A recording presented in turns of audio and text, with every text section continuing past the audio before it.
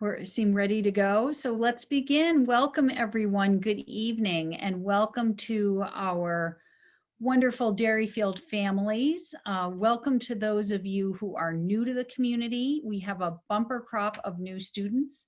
Derryfield is actually equal in size to the biggest it's ever been in its history this year. And we are delighted to have all of our new students and our new families. Welcome to our wonderful returning families. So glad to have you, and a special welcome to our grandparents and our grand friends all around the country and all around the world. So welcome, welcome.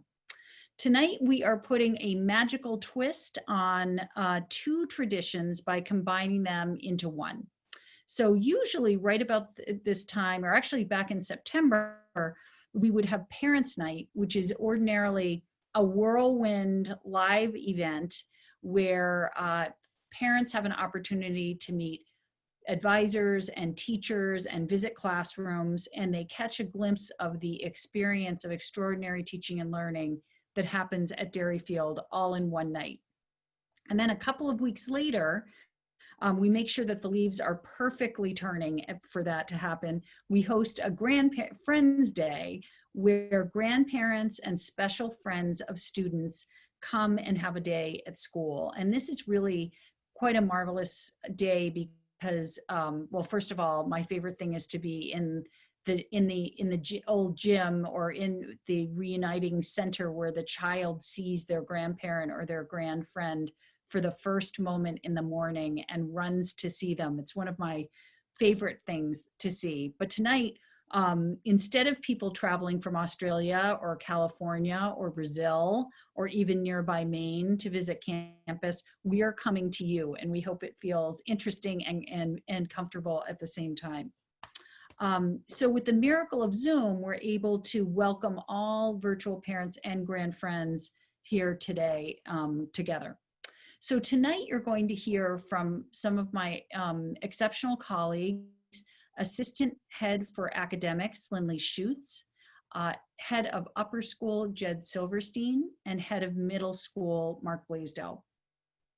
And to sort of understand kind of the full story of this extraordinary year, and that's what we're going to try to do, is give you a view into what happens here each day. We need to kind of harken back, kind of give you some context by looking at last year's highlights. And last fall, we did a number of really remarkable things happened here at school. One of them was celebrating the tremendous contributions and celebrating the life of Dennis Holland, who was our colleague who served Derryfield School as a teacher and coach for 50 years. We also started a wonderful equitable tuition program, which really changed access and affordability for students. We secured a federal grant to be able to build, and this will happen over the next couple of years, a roundabout at the intersection of Bicentennial Road and River Road right here. We completed the Thinking Forward campaign, and that really transformed the culture of philanthropy here at Derryfield. And then really, I mean, as if this wasn't enough, the really very tangible sign of remarkable change was that we built, furnished, and moved into a science and innovation center, an athletic and wellness center, and a tennis complex. So now I'm going to hand things over to my colleague Lindley Schutz, who's going to talk about the academic side of last year and into this year.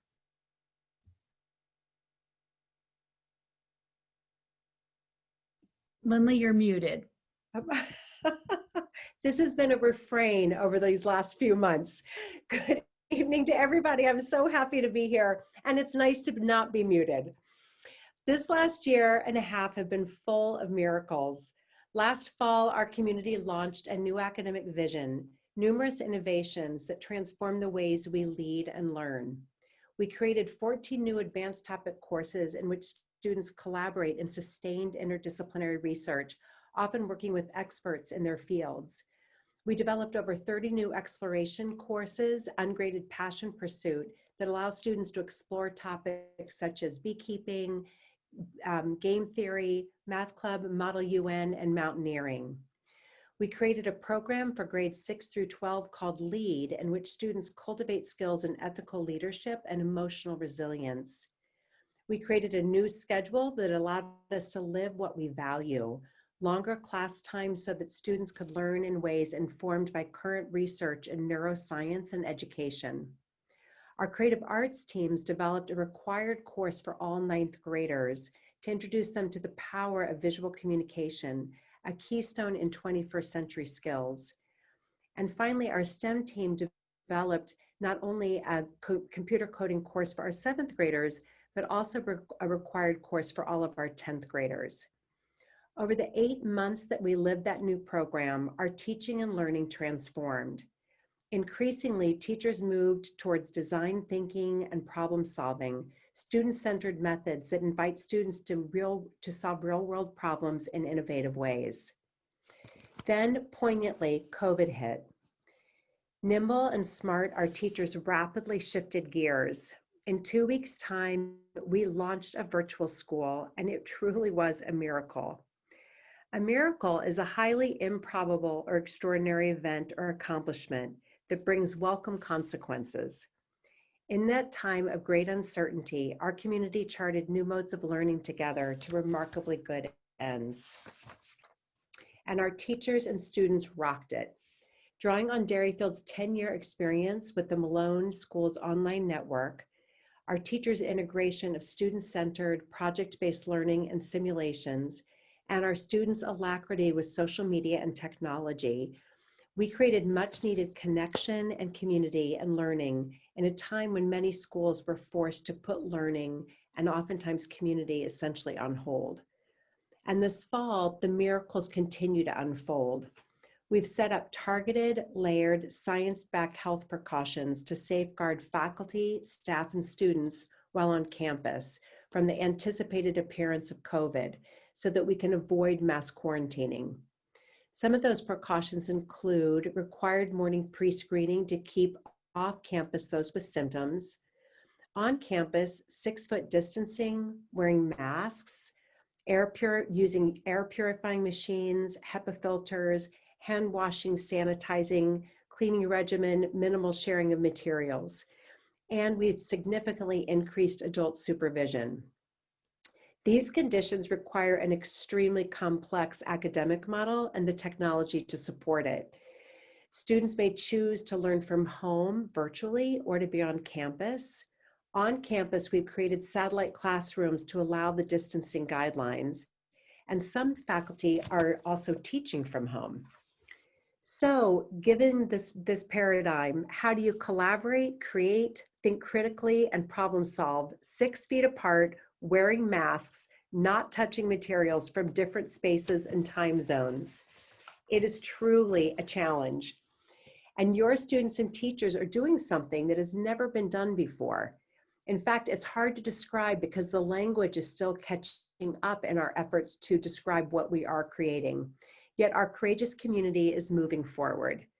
With your support, we've repurposed our amazing spaces, some of which Mary just described, the Athletic and Wellness Center, the Science and Innovation Center, and our library to create learning spaces that meet our guidelines.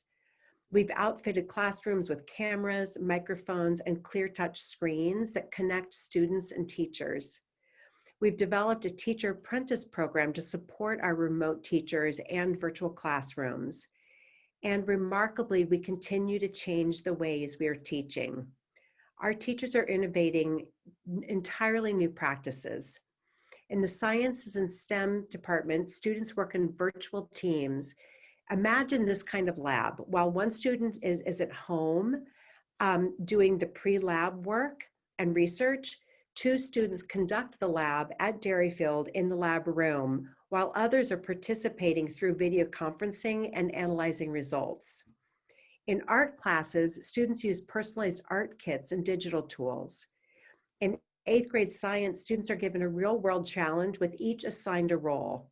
The challenge, I love this one, how to design the fastest roller coaster ride that a human can survive.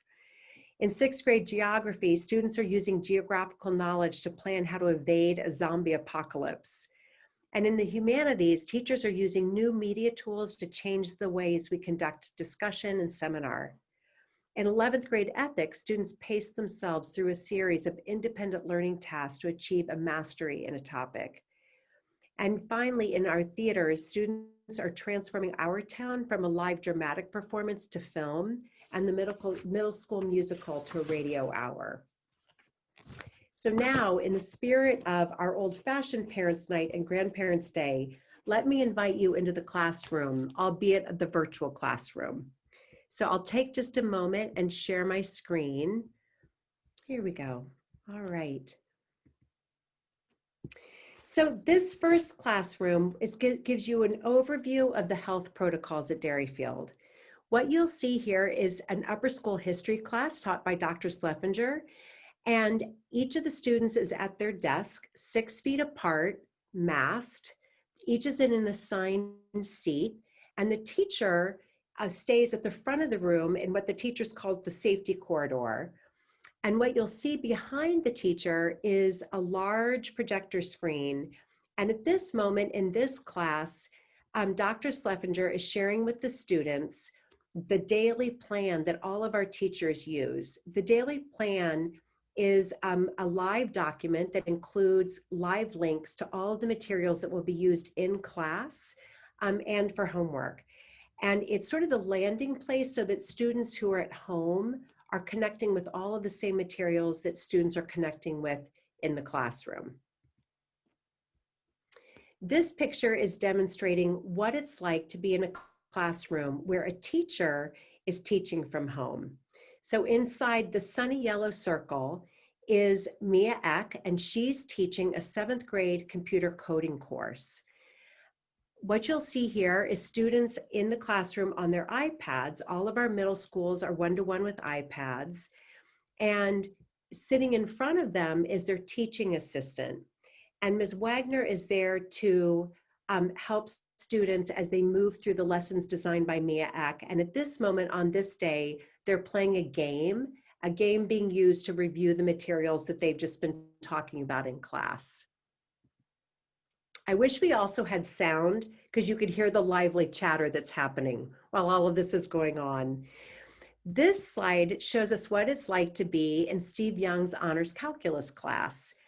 And this slide always amazes me because it shows what it's like to be a virtual student at home in China. So what you'll see here between the 2 yellow arrows, starting at the left, is a picture of what it feels like to be the student in China looking at their classmates in the classroom.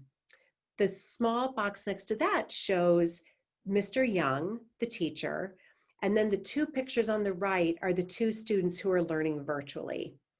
On the screen below their pictures is the work that they're doing with Mr. Young in class that he's projecting to all of his students. And on the screen right behind Mr. Young is another screen that he can use to run the material in the class, and that also his students in class can use to see remote students when there's something new on the whiteboard. This lively picture shows what it feels like to be in our middle school. This is a 6th grade geography class taught by Sam Mandeville. And what you'll see here is Miss Mandeville, who actually will float through a number of different spaces in the middle school while she teaches a class, teaching in the space where what she might think of as her mothership room. The mothership room is where the teacher runs all of the different technology that you've just seen. And what this slide is showing us is in the first upper circle is that screen that shows the students who are in the satellite room. And then in the yellow circle below it is the microphone that's used to connect everybody auditorily. It is, when we talk about a year of miracles, truly the technology and the dynamics that these teachers are using to build this virtual community and also to build community with students who are right there is truly, truly remarkable. This young person is in the satellite room right next to Ms. Mandeville's room, connecting with what Ms. Mandeville is doing. And these students are outside of another middle school classroom, And what they're doing is experimenting with a new way to do small group work where each of them is on their iPad and they're actually connecting with some students who are right next door to them in the room behind them, as well as a student at home. This gives you a glimpse of what it feels like to move through the school. The little yellow spots are showing you where there are arrows on the floor. Students now have all of this down pat, but the arrows are just there to remind them which direction they're supposed to go on which side of the hall so that they can stay socially distanced and confident as they move through the hallway. This picture shows us about just one of the many ways we're so lucky to have such a large, beautiful campus. This is an outdoor art class. And each of the students has their own individual art kit, and they're working quietly on what we now might think of as an asynchronous or independent piece of work. And finally, this is a math class, 9th grade algebra class, and Mr. Brandt has everybody outside. And you'll see if you look closely, students are not only taking a mask break, which our teachers provide to our students intermittently throughout the day, but they're also working on a really challenging math problem that was just shared with them, and Mr. Brandt is circulating and answering their questions.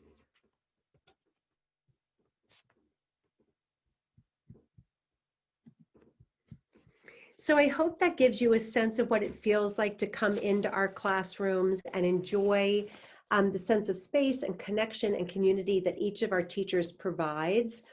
As you can imagine, being involved in this really complex model means that sometimes we do run into challenges. For example, sound continues to be a real challenge as we try to communicate across time and countries and from behind our amazing Derryfield masks. And at times, lecturing and other traditional models we've moved away from over the last few years are in fact now useful because of the constraints on movement and clustering in the classroom. For a time too, we've paused our exploration courses and aspects of the LEAD program in our upper school, and we've modified our schedule to make more time for academics, extra help, and to increase social and community time in advisory, community meetings, and class meetings. But with everyone's patience, flexibility, and ingenuity, we're figuring it out and finding real joy in being together in the process. Now, I'd like to introduce to you Dr. Jed Silverstein, our new head of upper school and the teacher of a fantastic new course for Derryfield, Ethics in History and Literature, Becoming Philosopher Kings. Jed comes to us most recently from the Latin School of Chicago, where he was the Director of Studies and Professional Development. And he has spent years in wonderful places learning about all aspects of philosophy and religion. He attended Harvard College, where he obtained a magna cum laude in comparative study of religion. He then went on to Brown University, where he pursued a PhD in philosophy, Stanford, where he pursued a graduate study in the philosophy of education, and Tufts University, where he achieved a master's in philosophy. One of the many things he's bringing to us, one is his keen ability to look at what we do through the lens of data. And he's going to share with you some of that information now. Jed, Jed. Thank you. Lily's going to drive the deck for us. I'm sorry, I just wait a minute. There you go. All right. Everybody's talking about miracles. I got to say that for me, the most improbable event is the 15 pounds that I've lost since coming to Derryfield. It's a fantastic diet. I would recommend it to all of you. Just get a new job during a once-in-a-century global pandemic, and the pounds just slip off. The waistline's amazing. Thank you, Mary. And thanks for putting that clause in the contract about the weight loss. I really appreciated that. So kind of you. The one thing that actually I do want to share with you is there's actually a miracle at the center of the first few months for me at Derryfield, but it's our students. The students that I have met are as smart as can be, but what really distinguishes them from other students that I've worked with all over the country for the last 20 years or so is that they're good and they're kind and they're all about the school community. They're all about building a real sense of belonging and inclusivity. And I have been absolutely floored by the level of leadership that our kids have shown, especially in these challenging times. Everybody on the school council, the class council, the lead advisory board. I mean, these kids are stepping up like you wouldn't believe. And their feedback drove the massive modifications that we made to our schedule, revamped upper school activities where students are at the center of what's driving those activities, upcoming social events, regular class meetings to build a sense of community and bonding among the cohort. That's really been the most phenomenal aspect of my first couple of months, very good months at DS. So thinking of those kids, you know, our greatest priority as a school is that we need to do everything we can do to make sure that every single student on our campus is making academic progress, adequate academic progress, and is feeling good, feeling connected and engaged in their learning. And it's true that for the last 3 years when I lived in Chicago, I worked a lot on very big data projects for the school, and I learned a ton.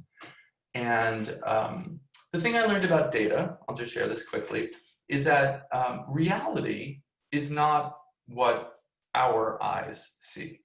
Reality is actually what all of our eyes see together, and data can provide that perspective if you ask the questions. I've also learned that data seldom answers questions, it just raises more. So we use the data to direct ourselves to ask the right questions to the right people so that we can provide the experience that they deserve. So what we did at Derryfield is we hired an outside consultant with a really interesting array of skills who helped us design a data dashboard for student learning and wellness. And I'm going to show you a little bit of that right now. We collect our data at Derryfield about every couple of weeks, although some teachers are now doing this very simple survey numerous times in that 2-week period because they found it so helpful. And here's the process. It's a Google form. It basically asks 2 questions. All the demographic data about the respondent to the survey, the student, is already available to us on the back end of our data system. And we take, it literally is a 10-second click, and we ask 2 questions about academic progress. What kind of academic progress are you making? Are you adequately challenged and on track? Are you struggling and falling behind? Are you getting this stuff so quickly and so deeply that you need enrichment? Which is a question that schools don't often ask, but at Derryfield we do. We also ask where they've spent the majority of their time, where they're learning from. Are you a remote learner? Are you mostly been in the mothership room? Have you been in satellite rooms or a mix? And the last question I think is actually the most important, which is a very simple question. It's a very simple little Likert scale. Do you agree with the following statement? I feel included and engaged in this course. The notion of engagement is actually the most data-based indicator of overall academic achievement and wellness, this concept of engagement. It's been well studied. So we're asking that question as well. That's it. It's like really 3 clicks. And you wouldn't think that does much, but Lindley's going to show you our dashboard, and she's going to show you the aggregated data that we are collecting. Because at Derryfield, we don't just say we're doing a good job. We actually want to verify it. And the way we verify it is by asking every student, how are you doing? Lindley, can you show the first slide, please? Yeah, so this is a shot of our the data we collected in a week from September 28th to October 4th. I'm going to take you through it really quickly. I want you to notice that on top here are a bunch of different demographic filters. So we can actually look at a particular student, and we use this to support kids. We can look at a department, a division, a grade level. We can also look at how the girls are doing, how the boys are doing. We can also look at ethnicity and see what kind of impact that has on academic progress and engagement. It's for 2 clicks, we're getting a fairly dynamic system here. So on the left, you'll see our engagement numbers. Now, what would be absolutely ideal is to be at 3.0. That means that the student agrees with feeling engaged and included in this course. Now, if you think about the pictures you just saw from Lindley, right, that's a fairly challenging academic environment. That's very different from what Derryfield looked like last year. But look at our numbers. Look at our numbers. I mean, the average, the trend line here is actually remarkable. I don't think anybody could have predicted that we would see those kinds of engagement numbers from our students, after the first month of learning. I don't know what happened on October 4th. Everybody had a bad day. That's okay. That's why we continue to collect data, because we all know that there are going to be outliers, and the more that you collect a robust data set, the more that these outliers get smoothed out and you see more consistent trend lines. Academic progress. So what we aim to look for is a score of 2.0, because that means that students are adequately challenged. They're getting just manageable tasks. They're not bored, but they're also not struggling. And look at our numbers here. I mean, really remarkable that our teachers are really hitting that sweet spot of providing adequately challenging, but not overwhelming, but also not too easy academic tasks. Again, October 4th, Mary, what happened that day? It's crazy. I don't know. We had pizza for lunch. I thought it was fine. All right, let's go to the next slide. I love this graphic. This is a scattershot visualization. What it is doing is taking that engagement data and pairing it with academic progress data. So you're getting a function here, a relationship between those two variables. But we're also triangulating it with a third variable, which is the location of the learner. Where is the learner sitting when they're doing their learning? And so these dots up here, remember that what would be ideal is that we would be converging. Oh, you can't really see it, but right at the top, right, is a 3. That's our engagement. That means the student agrees that they're feeling engaged in the course. And so we want stuff closest to the top of this visualization. And we really want to see these dots coalesce around 2.0, because that means that they're adequately challenged.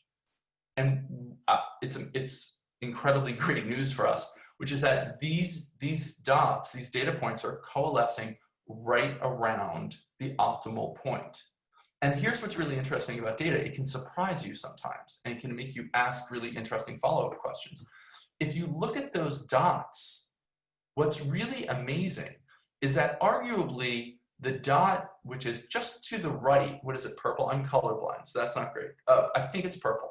Right to that sort of lone dot, that's actually our remote learners. Our remote learners are actually delivering in this just first stab of data, and we have subsequent data now too to confirm this, that our remote learners are reporting that they are making adequate academic progress, but they actually registered the highest engagement scores of all of our students.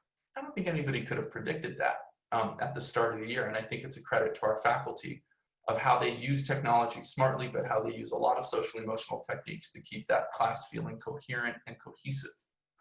And the rest of the dots are right there too. And what it's showing is that there is really there's no sort of distinction between learners on the basis of their location, which for us was a major concern as we began this adventure. And this is very comforting data. We'll continue to monitor this. We'll continue to look into it. And I would say that one of the things that is most valuable about this data is that after the students do their little clicks, each teacher automatically gets an individualized report, delivering to that teacher what each student in that course said in response to those two questions: progress, academic progress, and engagement. And we've color coded it with a few ciphers, so it's a really quick read. You can scan it, and what I said, data doesn't answer questions, it raises them. But we've provided the opportunity for our teachers to look at one report. In about 30 seconds, they know the conversations that they need to have with their students that day. Who says they're struggling and falling behind? Who needs to be challenged more? Who's on track? That's great. But most importantly, who's starting to feel like a little less involved, a little less committed to the course? The more that you can actually jump on that and address it and say, hey, what's going on and how might I help you? The more we're going to bring all these students along to get the Derryfield education that we all know they deserve. So that's my story. I get the honor now of introducing my mentor. He is the head of middle school. He plays a mean guitar. He can play the drums. He teaches Spanish. He teaches math, history, astrophysics. I mean, the guy is the definition of a Renaissance man, Mark Blaisdell. Thank you, Jed. And what a welcomed addition Jed has been. And many of you who do come and drop students off in the morning, see Jed and I out in the parking lot. I will have you know our friendship is growing, as is a dance routine that we are putting together that we will perform at some point. He doesn't know he's going to take the lead on the choreography, but you know, that's part of being new. Anyway, what a great example of how Derryfield continues to look at personal growth. In light of personal growth, it's pretty interesting that the guy that many of you know and is referred to as an internal optimist gets to shift a little bit to talking about some of the challenges that we are facing, because as miraculous as our beginning to the year has gone, it is also important to recognize the ongoing challenges and also to simply acknowledge that for an independent school leader like Derryfield, who is so used to challenging educational limits, it has been frustrating at times for all of us to adapt to the limits imposed by changing health guidelines. For example, I just explained to a new family via email this morning how health protocols have necessitated a full 180-degree pivot in terms of the way we socially engineer the middle school.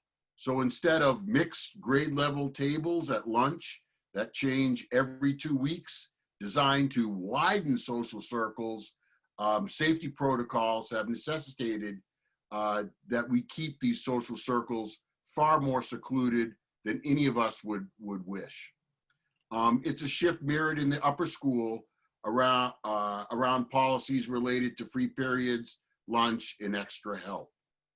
While making changes like this will continue to be challenging for many students and will ask even more of the adults here who bear the very heavy responsibility of unprecedented supervision, the big picture has to be to keep our community safe and our doors open.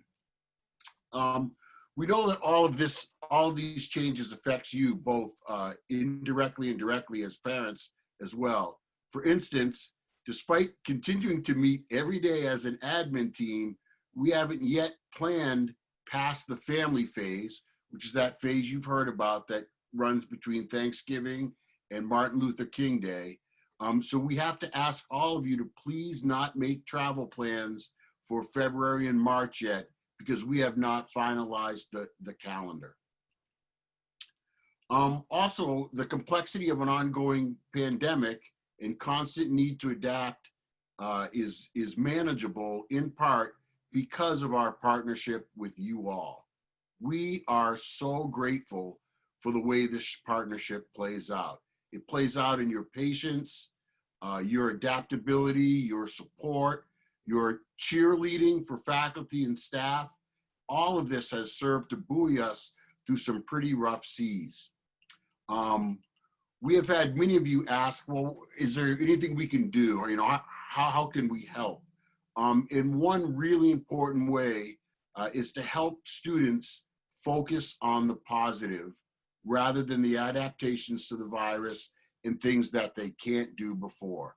For example, you know, one thing that I've said to kids all the time that, yes, you may miss being able to do X, but I have never been at a school that has had the opportunity to get kids outside, out of doors, and take as many breaks as we have during the day. So it's that ability to be able to focus on the positive that will really help keep our students positive, and that just makes everybody's life a little bit easier. In addition, learning that lesson focusing on the positive is such an important life lesson for our kids that they will carry with them to the near and distant future.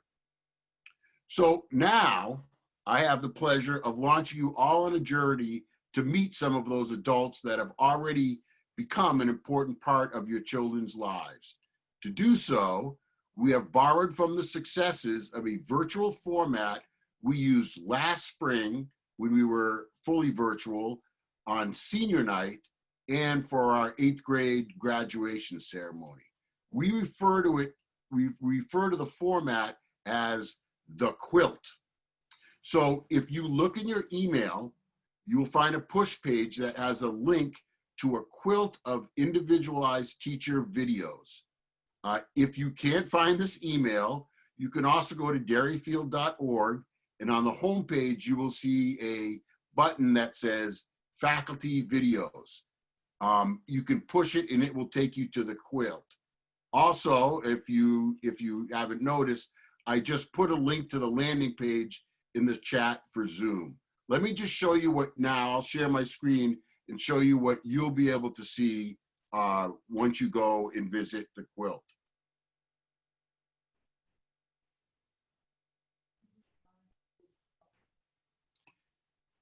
Can I just get a thumbs up from one of my colleagues? Okay, you can see it. So I will first screen the whole page for you. This is the page that has the quilt.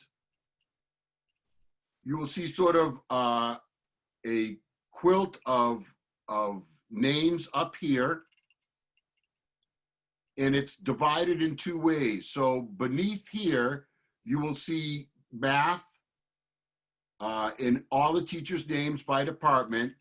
And then down below on the bottom of the page, if you were to click, for example, on the history, you will see all of the individual recorded messages and introductions from all the history faculty. I bring that up to you because when you click on that, you may see that could be 50 minutes of content. Trust that that is not each teacher introducing themselves for 50 minutes. Up above, you will see a direct link with these plus signs that will get you to the individual spot within those departmental videos of that teacher. So I will now show you, and now we just cross our fingers because we know the tech will always work. I'll show you what would happen if you were to click on, if your child were lucky to have David Baruti as his English teacher, you might click on David Baruti and it will upload this video.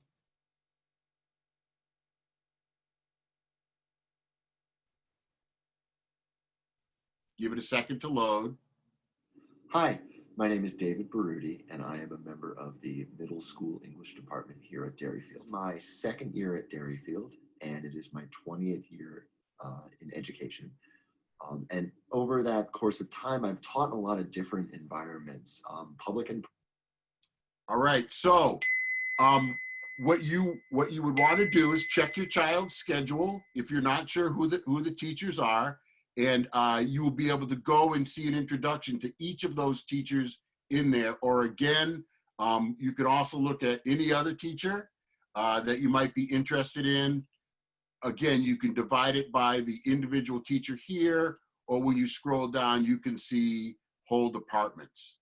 I hope that makes sense in that you enjoy this format as much as we have in the past. Thank you very much.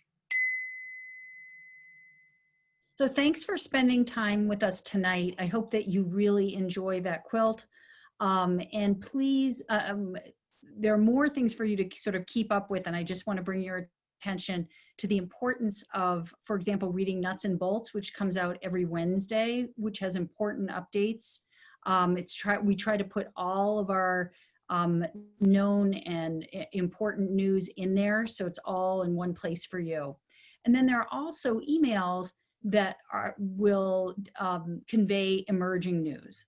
And in fact, parents and students will soon receive an email that's from me and from our school nurse, Michelle LeClaire, probably tonight if you haven't received it already. As we anticipated, Derryfield's had its first case of a student having a positive test for COVID-19, an upper school student. And we learned of that test today, wrote you the email, and I hope you'll read it. The student is feeling very well, and the email shares information that is within the bounds of privacy, but will hopefully inform and provide clarity. So as Lindley and Mark described earlier, our school and this school year has really been designed for just such an expected situation as this. And what the design includes is layers of protections to keep students safe on campus, including screening and quick quarantining to inhibit spread. So I'm not worried about this case, and I encourage you not to be worried about it either. And I hope you'll rest assured that if there were a case to be concerned about, that I would communicate that to you immediately. But in this case, not to worry. So thanks for spending time with us tonight. We will carry on together as a community, arm in arm through this unprecedented year, seeking joy wherever we can find it. And I know you will find joy looking at the videos, getting to know the faculty tonight. So thanks so much for joining us. Thanks to my colleagues, Mark, Jed, and Lindley, and all of your tremendous work, and really to the faculty and staff and students at Derryfield who are making each day work and be full of learning and connection and friendship and growth. So thanks everyone. Have a good night.